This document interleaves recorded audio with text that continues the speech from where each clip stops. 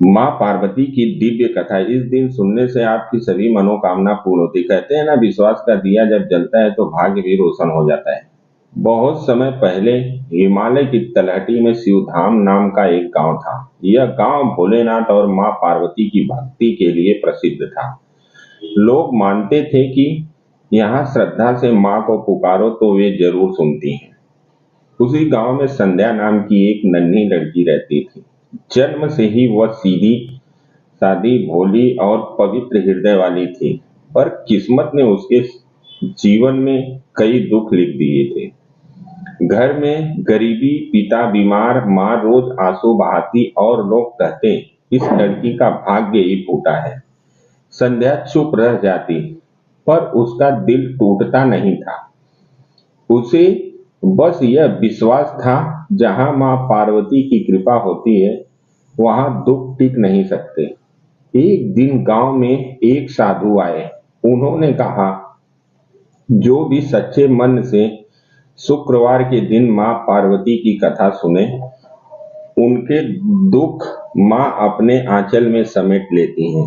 संध्या ने ये सुना और उसकी आत्मा में रोशनी जल उठी।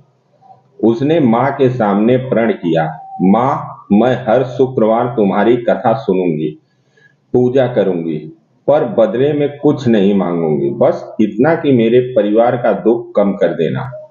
वह सुबह जल्दी उठकर घर के बाहर छोटे से दीपक में घी डालती, फूल चढ़ाती, एक छोटी सी वेदी बनाकर माँ की तस्वीर रखती और दोनों हाथ जोड़कर कहती, माँ, मैं तुम्हें नहीं देख सकती, पर तुम्हें महसूस कर सकती हूँ। धीरे धीरे उसकी भक्ति हर शुक्रवार बढ़ती गई। कपड़े फट जाते पर भक्ति नहीं टूटती।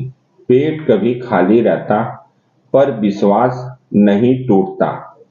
लोग हंसते, भक्ति से पेट भरता है क्या? पर संध्या मुस्कुरा देती, हाँ, दिल भर जाता है, और वही सबसे बड़ी दौलत है। माँ की परीक्षा एक शुक्रवार की रात, जब तेज आंधी तूफान था, आसमान में बादल गरज रहे थे। उसी रात संध्या पूजा कर रही थी। उसी समय दरवाजे पर दस्तक हुई। वहां एक बूढ़ी स्त्री खड़ी थी, सर्दी से कांपती, कमजोर, नंगे पांव। उसने कहा, बेटी, मुझे सहारा दे दे, मुझे अंदर बैठने दे, थोड़ी गर्मी दे दे, तेरे घर की रोटी न सही, सिर्फ दया दे दे। घर में वैसे ही कुछ नहीं था, पर संध्या ने बिना सोचे उसे अंदर बैठाया। अपने हिस्से की सूखी रोटी उसे दे दी। अपने ओढ़ने का कपड़ा उसके कंधे पर डाल दिया। बूढ़ी स्त्री की आंखों में आंसू भर आए। उसने संध्या का सिर चूमा और बोली, बेटी, जिसे अपना दर्द भूलकर दूसरों का दर्द महसूस होता है, उस पर देवी माँ कभी अन्याय नहीं करती। इतना कहकर वह गायब हो गई और वहां एक दिव्य प्रकाश फैल गया। माँ पार्वती का आशीर्वाद। अचानक आकाश से एक दिव्य आवाज गूंजा, संध्या, यह कोई साधारण स्त्री नहीं थी, वह मैं का तुम्हारी माँ पार्वती। कमरे में उजाला भर गया। संध्या के सामने माँ पार्वती प्रकट थी। मधुर मुस्कान, ममता से भरी आंखें, करुणा का आशीष। माँ ने कहा, बेटी, तुमने भक्ति नहीं दिखाकर तुमने करुणा दिखाई, और जहां करुणा होती है वहां मैं स्वयं रहती हूँ। आज से तुम्हारे जीवन के सारे दुख समाप्त हो जाएंगे। माँ ने आशीर्वाद दिया।